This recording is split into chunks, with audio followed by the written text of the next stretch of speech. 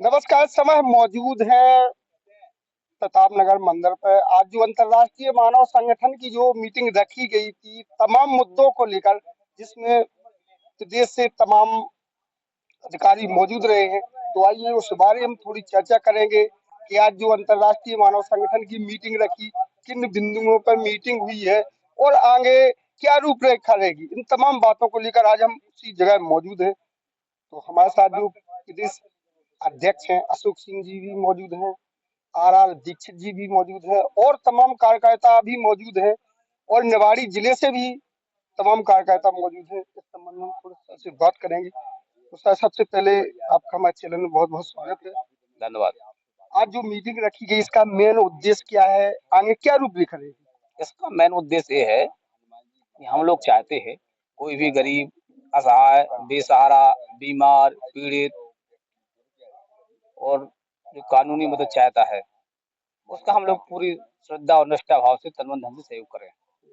और कोई भी व्यक्ति अगर परेशान है तो उसकी धन की राशि के कारण उसका मौत ना हो जाए और उसका काम असफल ना हो जाए, तो हम लोग सब इकट्ठा करके तो उसका काम करेंगे। कोई जैसे बीमार है तो हम लोग अपना पैसा खर्च करके उसको दिखाएंगे। अगर कोई न्याय पाने के लिए पैसे का अभाव है, जाने आने के लिए दिक्कत है, खर्चा पानी नहीं हो, किराया भाड़ा है, तो हम लोग उसको मुहैया कराएंगे। जैसे सर अभी आप लोग देख पा रहे हैं जहाँ तक कि जैसे तहसीलों में है किसान दर दर की ठोकरें खा रहा है, तो उसके लिए क्या प्रक्रिया बनाएंगे, आगे क्या रूपरेखा रहेगी? अगर कोई किसान या कोई ऐसा पाया जाता है और वो प्रताड़ित है, राजस्व के अधिकारी या तहसीलदार या पटवारी या कोई आरआई या नायब तहसीलदार कोई भी हो, अगर उसको परेशान करता है और भ्रष्टाचार करता है, पैसों की मांग करता है, तो कतई बर्दाश्त नहीं करेंगे। अपन संबंधित कलेक्टर महोदय को या मुख्यमंत्री महोदय को, सर को लेटर लिख कर कार्रवाई करवाएंगे।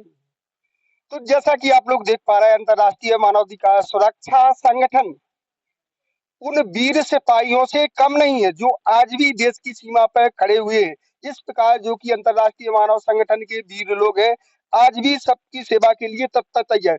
आइए हमारे साथ जो प्रांतीय प्रमुख सचिव जी हैं उनसे भी थोड़ी चर्चा हो जाए, वो भी इसके बारे में थोड़ा चर्चा सर, जैसे कि अभी आप देख पा रहे हैं जहां तक कि जैसे आप तहसीलों में किसान दादा की ठोकरें का और तमाम चीजें हैं आपके सामने है, क्योंकि आप भी इसी क्षेत्र के हैं। तो आपका क्या विचार है, वो आगे क्या रूपरेखा है? देखिए, जब कभी समाज पे, प्रदेश पे, राज्य पे संकट आता है तो उसके लिए कोई ना कोई एक संगठन, एक समूह तैयार हो जाता है। मैं ये समझता हूँ कि मानव हित के लिए अंतर्राष्ट्रीय मानवाधिकार सुरक्षा संगठन अपने तन मन धन से जुड़ा हुआ है।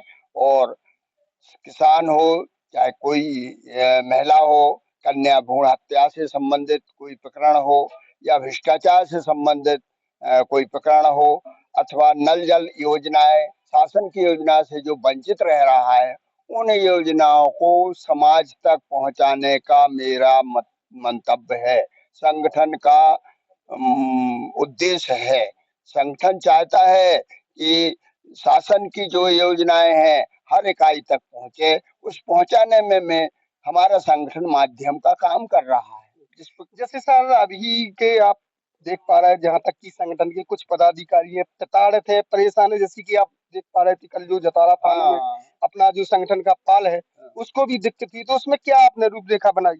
क्या होता है, कभी कभी व्यक्ति अपने कार्यों से, अपने कर्तव्यों से परेशान हो जाता है।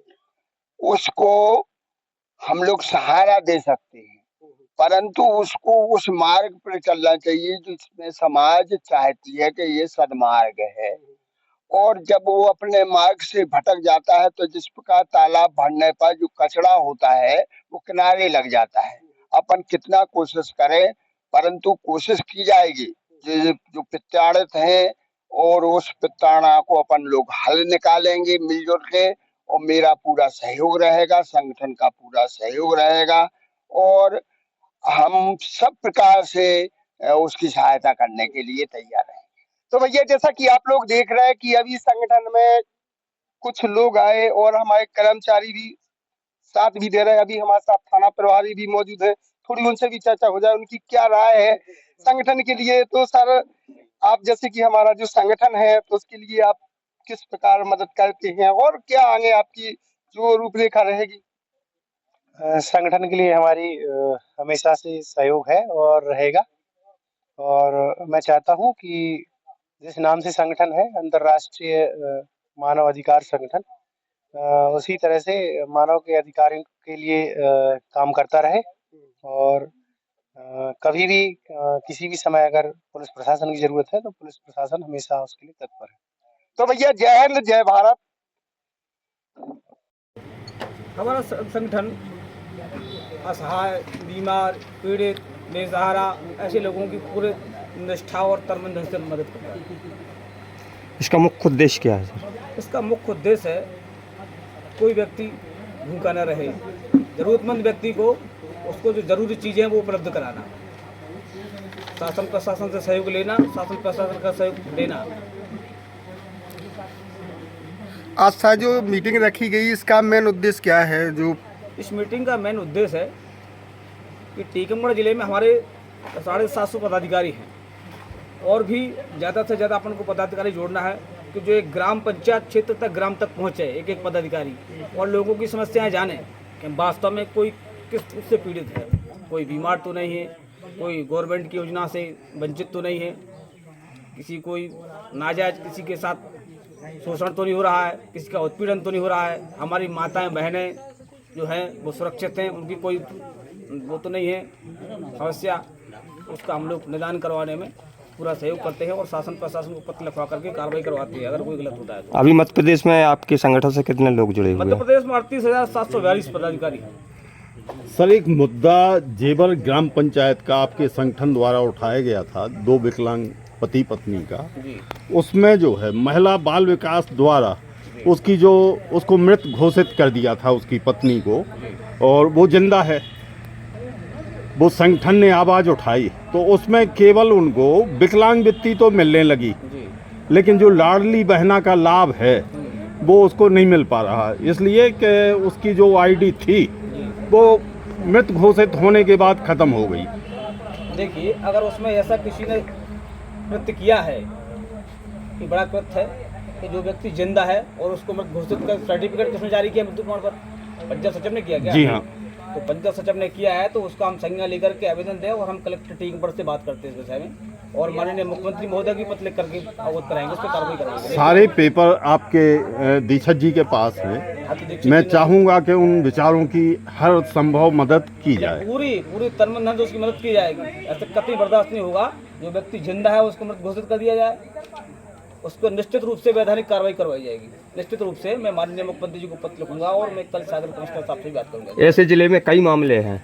नहीं, जो जितने भी मामले हैं उसको सबसे गंभीरता से लिया जाएगा और उसका निराकरण हर संभव करवा दिया जाएगा। ये आपको आश्वासन देता हूँ। पूरी मेहनत के साथ तो कुछ धनराशि इकट्ठा करके उसके पावन धर्म में, वो पावन धर्म यज्ञ है उसमें लगाएंगे और उसको करेंगे। यहाँ तक कि अगर मेरे को पता लगेगा तो मैं आकर के कन्यादान भी लेंगे। अगर किसी को खून की जरूरत है, ब्लड की जरूरत, अभी इंदौर में एक हमारे एसडीओपी साहब मित्र साहब हैं, वहाँ उनके एक मित्र थे तो उन्होंने मेरे को फ़ोन किया तो हमने वहाँ के संभाग अध्यक्ष हमारे संदीप मिश्रा जी जो स्टेट बैंक के मैनेजर हैं अभी, वो गए, उन्होंने संगठन में एक मैसेज किया और वहाँ से कृष्णाल कुशवाहा ने जाकर के उनका ब्लड ग्रुप मिलाया तो उन्होंने एक बोतल खून दिया। तो सारे लोग जहाँ जिसको जरूरत पड़ती है, कोई भूखा न रह जाए, कोई प्यासा न रहे। अगर कोई पीड़ित है और दवाओं को पैसों के अभाव में अगर उसकी मौत होती है तो नहीं होने देगी। वैसे तो ब्रह्म परमात्मा अनंत कोटि ब्रह्मांड नायक ने जो लिख दिया है होता है, बुंदेलखंड में होता है कि बोला जाता है कि राई घटे ना तिल बढ़े, लिखा है। लेकिन फिर भी कभी कभी दीपक को हाथ लगाने से वो कुछ नहीं पाता है। अपन प्रयास करेंगे, पूरा प्रयास करेंगे कि पैसों के अभाव में उसकी मौत नहीं होनी चाहिए। हम लोग उसको हॉस्पिटल ले जाने का काम करेंगे, उसको दवाई दारू करवाने का काम करेंगे पूरा। और जो भी माताएं बहनें स्टेट गवर्नमेंट एवं सेंट्रल गवर्नमेंट की जल कल्याणकारी योजनाओं से भ्रष्ट हो गई है, किस्मत हो गई, नहीं मिला है और आपात कर दिया है। कुछ लोग ऐसा काम, जो सरपंच सचिव की अभी शिकायत आई थी तो वो भ्रष्टाचार करके 10,000 रुपये प्रति बार उसका आवास का मांगते हैं, मृत्यु प्रमाण पत्र बनवाने का अलग से मांगते हैं और अपना विधवा पेंशन, विकलांग पेंशन, प्रत्यक्षता पेंशन, राष्ट्रीय पेंशन और वृद्धा पेंशन, ये 6-7 प्रकार की पेंशन होती है ना, उसमें भी पैसे ऐसे लेते हैं। तो अभी दमोह जिले के मैंने कम से कम 650 महिलाओं की वृद्धा पेंशन मिलवाई है। वहाँ के कलेक्टर साहब से मैंने कहा, कमिश्नर सागर से बात की और वहाँ के अपने पूर्व वित्त मंत्री आदरणीय मलैया जी से बात की, और जो हमारे मानवाधिकार के प्रदेश प्रमुख संरक्षक हैं माननीय डॉक्टर रामकृष्ण कुसमारिया जी, कैबिनेट मंत्री महोदय मानवाधिकार मध्य प्रदेश शासन भोपाल, मैंने उनको भी लेटर लिखा है। तो उन्होंने कलेक्टर दमोह को तलब किया था इस विषय में तुरंत। संगठन के द्वारा जो मुझे यहाँ पर किया है, इसके लिए मैं धन्यवाद अर्पित करता हूँ सभी का। हमारे प्रदेश प्रांतीय अध्यक्ष जी अशोक सिंह जी का धन्यवाद करता हूँ मैं।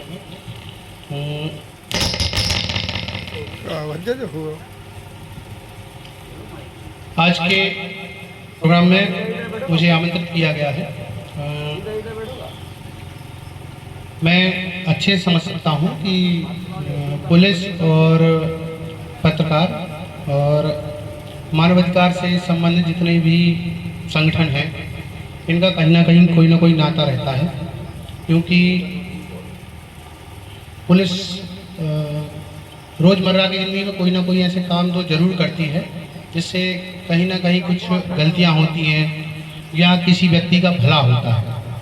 तो इन गलतियों को उजागर करने के लिए और हमारे अच्छे कामों को लोगों तक पहुंचाने के लिए कोई ना कोई ऐसी संस्था या मीडिएशन चाहिए जिससे कि ये हमारी सारी चीज़ें उजागर हो सकें। अगर हम कोई गलती कर रहे हैं तो वो भी उजागर होना चाहिए, जिससे हमें उसको सुधारने का मौका मिले। और हम अच्छे काम कर रहे हैं तो हमारे पास उतने साधन नहीं है कि हम लोगों को बताते रहें कि हमने ये अच्छा काम किया है। ये काम करने के लिए हमारे पत्रकार बंधु, हमारे तरह तरह के संगठन, यही संगठन है मानवाधिकार संगठन, ये हमारे कामों को उजागर करता रहता है। इसके लिए बहुत बहुत पुलिस आभारी भी रहती है। और दोनों का काम लोगों की सहायता करना। पुलिस कानूनी तरीके से लोगों की सहायता करती है और आप लोग नैतिक रूप से लोगों की सहायता करते हैं। हमारे हाथ बंधे हुए हैं, हम लोग कानून के हिसाब से ही लोगों की सहायता कर पाते हैं। अप्रत्यक्ष रूप से या नैतिक रूप से हम चाहते हैं कि नहीं फला व्यक्ति के साथ गलत हुआ है तो हम उसको तुरंत न्याय नहीं दे सकते हैं। हम कानूनी सलाह दे सकते हैं, कानूनी कार्रवाई कर सकते हैं। न्याय उसको न्यायालय से मिलेगा या आप लोगों द्वारा उसके साथ जो घटना घटित हुई है उसको अच्छे से उजागर करके उसको न्याय दिलाया जा सकता है। मेरे हिसाब से दोनों को लोगों की सहायता के लिए ही काम करना चाहिए। और पुलिसिंग जो पहले थी काफ़ी बदनाम थी, लेकिन अब ऐसा नहीं है।